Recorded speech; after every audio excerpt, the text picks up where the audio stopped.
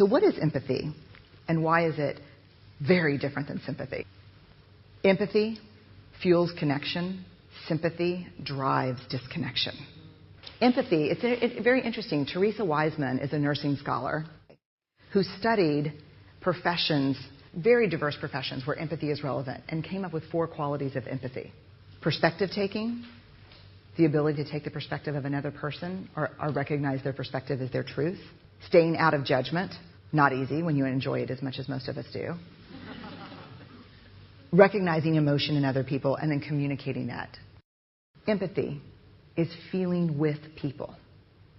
And to me, I always think of empathy as this kind of sacred space when someone's kind of in a deep hole and they shout out from the bottom and they say, I'm stuck, it's dark, I'm overwhelmed. And then we look and we say, hey, you can climb down.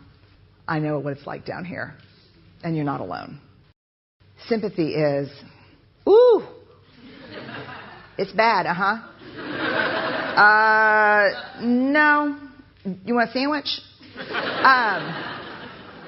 Empathy is a choice, and it's a vulnerable choice, because in order to connect with you, I have to connect with something in myself that knows that feeling.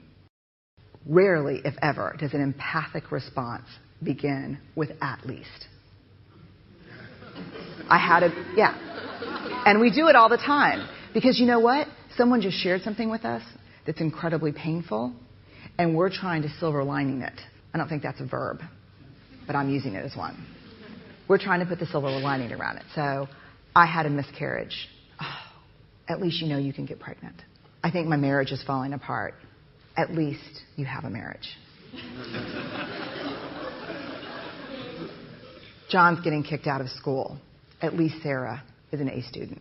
But one of the things we do sometimes in the face of very difficult conversations is we try to make things better. If I share something with you that's very difficult, I'd rather you say, I don't even know what to say right now, I'm just so glad you told me.